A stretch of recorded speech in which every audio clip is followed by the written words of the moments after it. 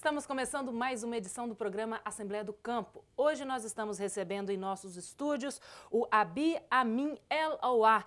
Ele é presidente do Congresso de Pecuária Bovina, que acontece aqui no Espírito Santo, e diretor de marketing da Associação Capixaba de Criadores de Nelore. Bom, Abi, seja muito bem-vindo ao nosso programa. Mais uma vez você já esteve aqui, né? Mas muito bem-vindo novamente. Eu que te agradeço, Verônica, pela oportunidade mais uma vez participar desse programa. E eu fico muito feliz de estar aqui com vocês. Ok, vamos começar então falando um pouquinho sobre esse congresso de pecuária, né? Como o senhor teve a iniciativa, como surgiu a ideia de trazer para o Espírito Santo um evento desse porte?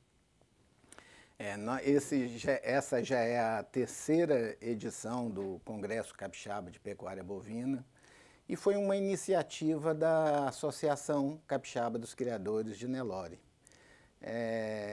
Há 3 anos nós nos reunimos com professores das instituições de ensino do nosso estado, a UFES, Facastelo, o VV, a Unesc, o IFES, e juntamente com a Secretaria da Agricultura do Estado, o INCAPé, o IDAF, a Federação da Agricultura e outras associações de raças bovinas, nós resolvemos trazer para o estado um pouco de cultura.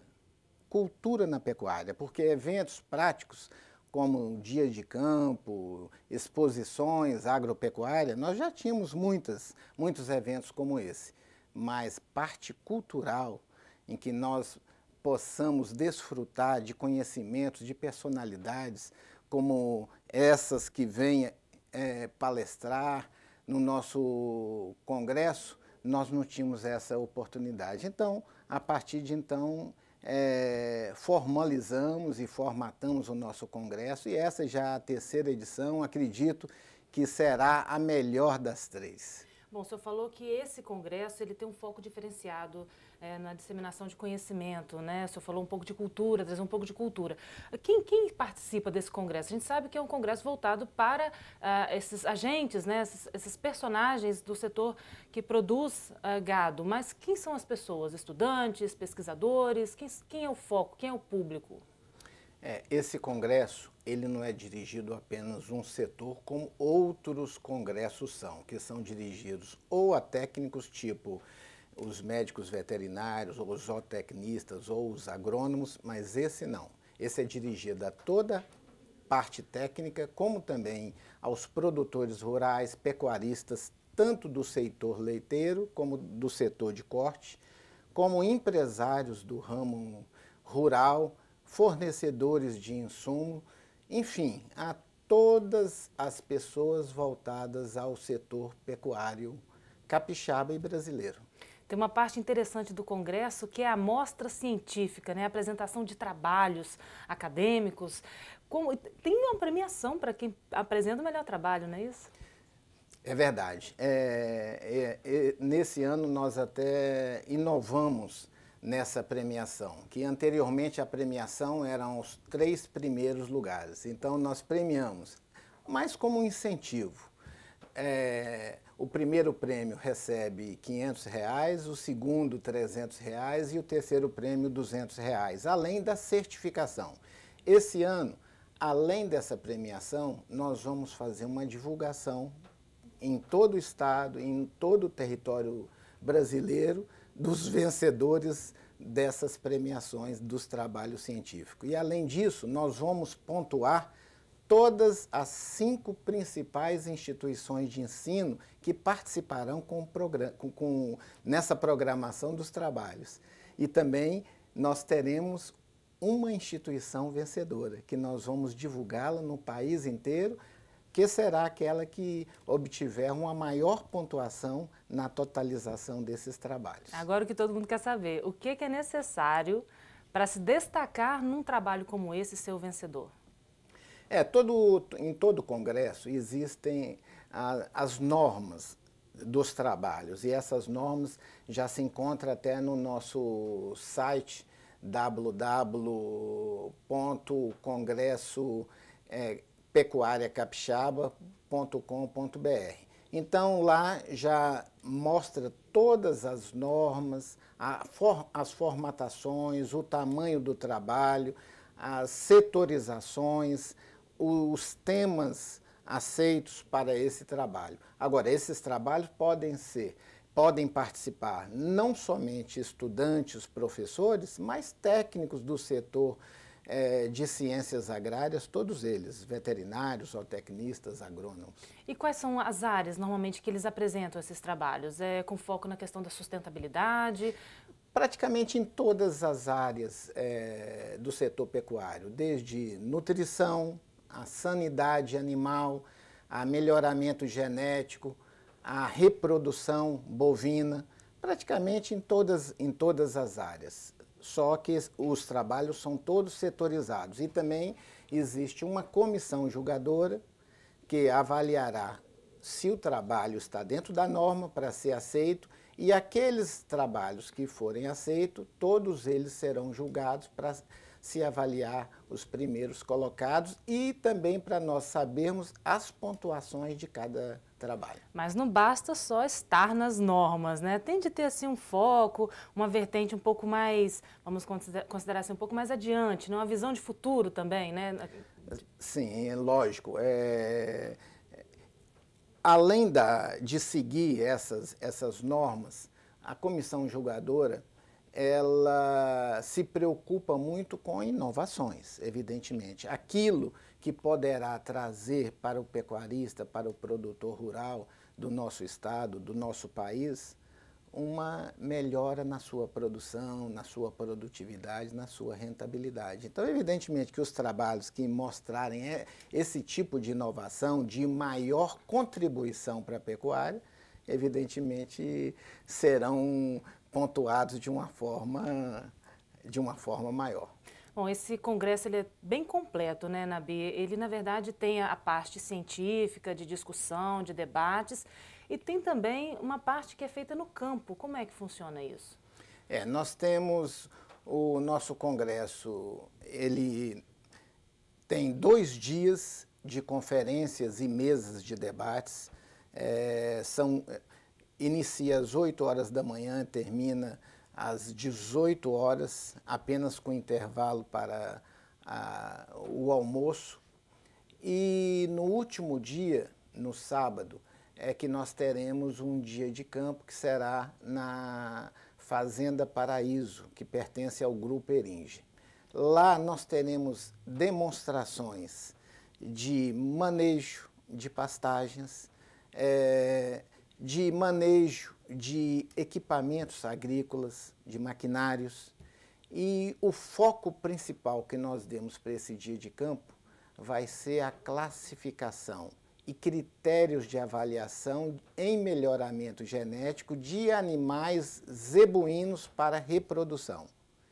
Então, dessa forma, nós conseguimos que técnicos e supervisores da Associação Brasileira dos Criadores de Zebu, a ABCZ, nos enviasse de Uberaba, Minas Gerais, técnicos especialistas nisso para mostrar para todos os congressistas como escolher um animal e discernir o melhorador, o mais raçador, aquele que levará a um maior ganho em termos de reprodução e de melhoramento genético dentro de cada propriedade. Voltando então para a parte teórica, esse congresso ele tem um diferencial que ele aborda temas que normalmente estão na pauta do Brasil inteiro, né? A questão do Código Florestal, produção de alimento, produção de energia também. Como é que esses temas normalmente eles são abordados nesse congresso? Como eu disse anteriormente, Verônica, eu acredito que esse será o nosso maior e melhor congresso. Nós estimamos em torno de 400 a 500 congressistas nesse evento. E nós conseguimos conferencistas de altíssimo padrão. Eu vou citar alguns. Por exemplo, o ex-ministro da Agricultura, o Dr. Roberto Rodrigues. Ele virá e palestrará sobre o Brasil, a fazenda do mundo. desafios para alimentar a humanidade. Então ele falará de uma forma ampla, tanto da produção de carne como da produção de leite. E o que o Brasil tem que fazer, o que os produtores rurais, os pecuaristas, têm que modificar para conseguir atender essa demanda mundial cada vez mais crescente. Outro palestrante é o presidente nacional da BCZ, que é a maior associação de gado bovino do mundo. É o Dr. Eduardo Biagi, que virá palestrar sobre a história da pecuária do Brasil, no Brasil, e a história do gado zebu. Outro palestrante importante é o Dr. Gilma, ex-secretário da Agricultura do Estado de Minas Gerais, que falará sobre a pecuária brasileira que o país desconhece. Aí mostrará tanto aquelas grandes propriedades como aquela pequena propriedade que tem tanto importância como a grande propriedade. E que, no contexto geral, ela soma, ela leva rentabilidade, ela gera emprego. E é tão importante como uma grande propriedade no contexto geral. Outra palestra interessantíssima é a que fala sobre a adequação das propriedades rurais ao novo Código Florestal. É com a doutora Samantha Pineda. Ela é consultora jurídica da Frente Parlamentar do Congresso Nacional. Então tem uma experiência enorme e isso será fabuloso, a participação de não só pecuaristas, mas produtores rurais do estado, agricultores, para sentir como é que o novo Código Florestal vai mexer ou vai mudar a vida de cada proprietário rural dentro do nosso estado. Uhum. Outro tema que chama a atenção da gente, né, Nabi, é com relação ao controle de qualidade na empresa rural associado ao desenvolvimento. Esse é um tema recorrente também em várias edições, né, em outras edições desse congresso também já teve início uma abordagem relacionada a esse assunto. Como esse assunto está sendo abordado com os produtores? O senhor que está diretamente ligado tanto aos produtores rurais, né, quanto a essa cadeia de empresários e também aos cientistas, né? Como que esse assunto está sendo abordado nesse meio?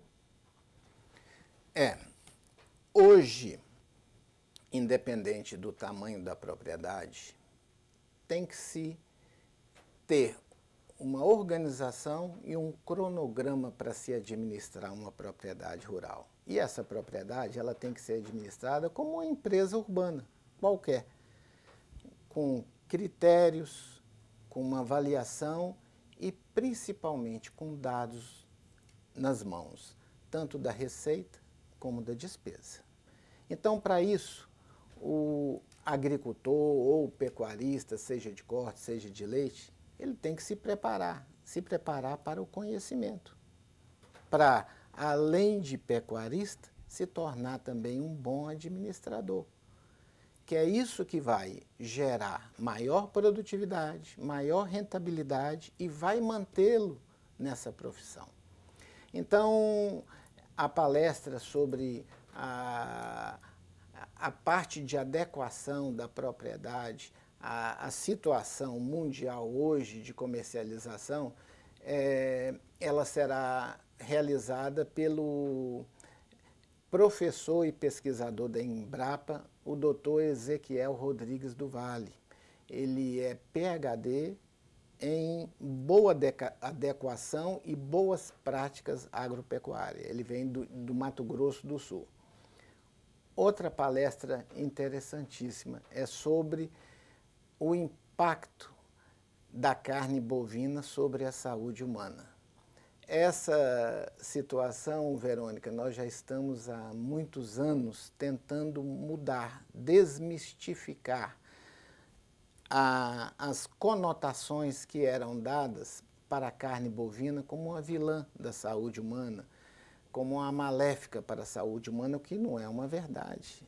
A carne bovina é um dos alimentos mais perfeitos em termos de fonte de proteína, fonte de cálcio, de ferro, de zinco, de fósforo e ainda sem os malefícios que anteriormente eram colocados para ela. Então, nós já temos, inclusive, estudos recentes demonstrando que grupos consumindo carne bovina e outros consumindo alimentos tipo vegetais, no final do estudo, houve uma demonstração que o resultado das taxas de gorduras sanguíneas, colesterol, gordura saturada, eram semelhantes, sem nenhum malefício para o consumo de até 150 gramas de carne bovina magra diariamente.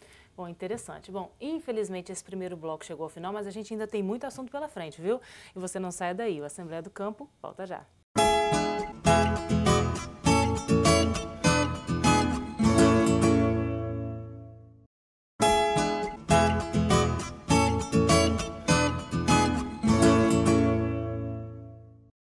Estamos de volta para o segundo bloco do programa Assembleia do Campo, que hoje está recebendo o presidente do Congresso Capixaba de Pecuária Bovina e diretor de marketing da Associação Capixaba de Criadores de Nelore, o Nabir Amin Elawar. Bom, Nabir, no primeiro bloco a gente falou bastante do Congresso, sobre tudo que normalmente acontece, que é um congresso periódico, né? Normalmente acontece no final de cada ano. Vamos falar um pouquinho sobre a carne, né? A produção de carne de boi aqui no Espírito Santo. O senhor acredita que o Estado ainda tem essa concentração muito grande de produção bovina nas grandes propriedades ou isso está mudando? Não, isso está mudando e nós temos também que avaliar, Verônica, que mesmo nas propriedades de pecuária leiteira, o final do rebanho acaba sendo rebanho de corte. Porque um dia as vacas, quando terminam aquele período de reprodução, acabam sendo abatidas, sendo vendidas para frigoríficos, matadouros, etc. Então, hoje, quando nós focamos e colocamos a importância do rebanho de corte, é no contexto geral. Tanto o leiteiro como o de corte acabam participando dessa programação. Nós, hoje, no Espírito Santo, nós estamos com 31.234 propriedades rurais voltadas para a pecuária, de corte e leite. Dessas propriedades, nós estamos hoje com a população bovina em torno de 2.189.263 cabeças bovinas e numa área de pastagem de 1.317.000 hectares, de acordo com a fonte do IBGE. Então, dessa forma, nós estamos já aguardando com o novo Código Florestal, que parte dessas pastagens vão ser reduzidas. Então, cada vez nós vamos trabalhar com menos área, mas com maior produtividade. Então, eu acredito, no futuro próximo nós teremos menor área de pastagem, mas com uma população bovina ainda maior. Por quê? Porque nós temos que nos primar pela produtividade, pelo aumento do rebanho, não só em volume, mas principalmente na qualidade do rebanho, pelo melhoramento genético, mas numa área menor. O Espírito Santo tem essa característica, né? Geografia acidentada, bastante irregular. Tem também, a nossa área é muito pequena comparada, por exemplo, com Minas Gerais, que tem áreas extensas, né, bem planas. A gente tem que se garantir na produtividade e isso, o senhor está explicando, é com tecnologia. Somente a tecnologia e informação, conhecimento vai possibilitar isso? Sim, com certeza. Como você mesma disse, o Espírito Santo, ele é formado por pequenas propriedades. Nós temos também algumas grandes propriedades dentro do estado, mas a grande maioria, a formação são com pequenas propriedades rurais. E não somente propriedades com a finalidade leiteira, mas mesmo com finalidade de corte. Então, o que nós temos que fazer para manter o homem do campo na sua área, sem ter que voltar, sem ter que migrar para os grandes centros, as grandes cidades? É aumentar a rentabilidade dele. E qual é a forma de aumentar essa rentabilidade? É aumentar a produtividade, é tornar aquele rebanho que antes produzia 2, 3, 4 litros de leite por vaca diariamente, numa produção muito maior. É naquele produtor que enviava os seus bois para abate nos frigoríficos com 4, 5 anos, é enviá-lo com 2, 2 anos e meio, no máximo com 3 anos. Então, dessa forma, aumenta o capital de giro e, dessa forma, aumenta a rentabilidade, aumenta a geração de emprego. Então, é isso que nós desejamos, independente do tamanho da propriedade, mas fazer com que todas as propriedades, desde a de menor porte àquela de maior porte, se torne mais rentável. Nessa escala de produção, o Espírito Santo ele está em qual nível assim, do ranking de produção nacional? Dados classificatórios eu não saberia te dizer, te passar. O Espírito Santo, até muitos anos, em termos de pecuária, até mesmo comércio, empresas, ficou um pouco esquecido. Nos últimos anos houve um desenvolvimento enorme, está havendo um desenvolvimento enorme. E isso eu tenho que parabenizar a classe política de uma forma geral, a classe empresarial e principalmente ao setor rural, agropecuário do nosso estado, que tem contribuindo demais para que isso aconteça, para esse crescimento no nosso estado. Então, o que nós temos observado no meio rural é o melhoramento do rebanho de cada propriedade, é o melhoramento das condições infraestruturais de cada propriedade. Uma das coisas que mais nos enche de orgulho e de prazer quando nós visitamos aquele pequeno produtor e o sentimos mais feliz de estar produzindo mais, estar produzindo melhor com o mesmo rebanho, com não o mesmo rebanho, mas com a mesma quantidade de animais. Então isso significa que ele evoluiu. Esse pequeno produtor, hoje ele já tem um filho estudando na grande cidade, já tem um filho se formando numa universidade e que voltará para a sua terra para também contribuir, fazendo com que essa propriedade dos seus pais se torne mais rendável.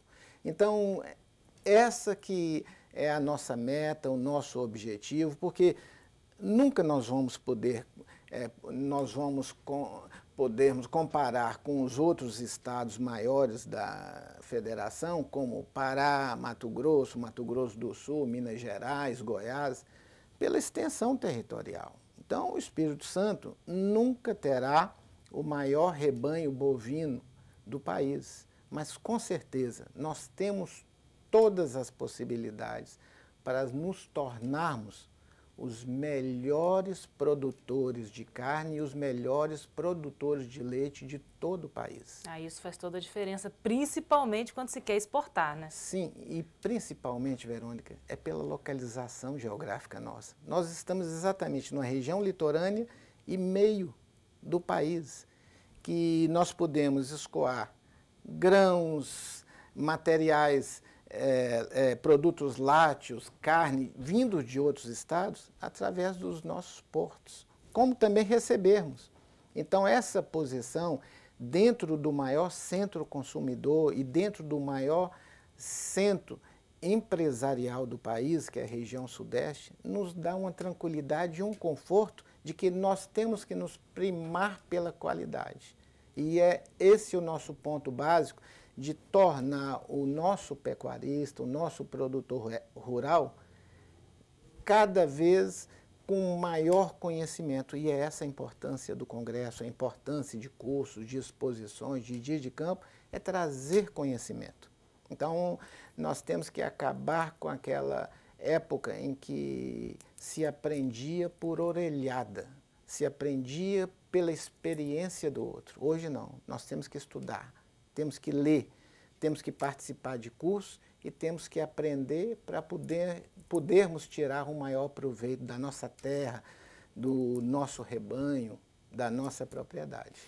Quando se fala em investir em recursos humanos dentro da propriedade, Mesmo, isso vale até para aquela pequenininha, né? Às vezes o produtor ele tem a família, que, né, aquela produção rural, não basta só investir na tecnologia, sim também em recursos humanos, conhecimento. Seria isso? Sim, Conhecimento das pessoas que trabalham naquele meio. sim, é isso que já está sendo feito há anos em alguns países europeus, como Suíça, Holanda, Bélgica, Suíça, né? Então, dessa forma, nesses países, as propriedades também são pequenas e são gerenciadas pela família. Então, geralmente é o pai, a mãe, são filhos, sobrinhos que trabalham nessa terra. Só que existe uma diferença, eles trabalham com conhecimento. Geralmente um filho faz agronomia, o outro faz veterinária, zootecnia, ou até mesmo administração e vem para a propriedade, com conhecimento. Então, por isso que eu comentei, não basta pegar conhecimento do vizinho próprio, mas tem que se pegar não só mente do vizinho próprio, mas o conhecimento de uma forma globalizada, através de estudo, através de aprimoramento, e isso são os congressos e são os livros, né, que vão trazer essas informações e vão contribuir para um melhoramento e uma maior produtividade de uma propriedade. Falando em conhecimento, não tem como a gente deixar de falar da sustentabilidade, que é um assunto que virou bicho-papão aí para muitos setores produtivos, não é diferente com a produção de bovinos, né? É mais difícil falar em produção e sustentabilidade quando se fala em criação de gado? Não. Esse ano, nós tivemos um marco. Foi o lançamento do Movimento Soagro. E esse Movimento Soagro foi coordenado, inclusive, pelo nosso palestrante que virá ao Estado, o Dr. Roberto Rodrigues. Ele coordena esse movimento que foi iniciado em São Paulo e já espalhou por todo o país. O que significa esse Movimento Soagro? Você sabia que você é uma agro-repórter? Eu sou agropecuarista, agrocinegrafista, você que está nos assistindo é o agroconsumidor. Todos nós somos agro-brasileiros. Nós não paramos para pensar, mas a roupa que você está vestindo vem de onde? Vem da propriedade rural. E a sua bolsa? E o seu sapato? E o seu cinto? E o alimento que está dentro da sua casa, dentro da geladeira, dentro da despensa? E o álcool que você utiliza no seu carro? E os medicamentos, muitos medicamentos, são oriundos também de vegetais, de ervas. Então, ou seja, se nós pararmos para pensar, em quase tudo que nós usamos no dia a dia, vem do agronegócio. Então, como nós podemos maledizer os produtores de alimentos, os produtores de vestiário, os produtores de combustível, os produtores de medicamentos, se todos eles são oriundos do campo? Então, nós temos que preservar a natureza, nós temos que preservar as nascentes, as encostas, evitar desmatamento, tentar, dentro do possível, reduzir as poluições, as emissões de gases tipo efeito estufa, para reduzir o aquecimento global. Mas isso não é só a pecuária que leva. E as indústrias? E os carros? Quer dizer, então, na verdade, a pecuária acabou sendo a vilã em todos os sentidos. Desde, como eu já tinha dito no início, na carne bovina, em relação à saúde humana, em relação à poluição das nascentes, poluição e aquecimento global, desmatamento, e não é verdade. Hoje o produtor rural, o pecuarista, o agricultor, ele é um preservador. Não tem hoje mais um pecuarista que queira desmatar dentro da sua propriedade.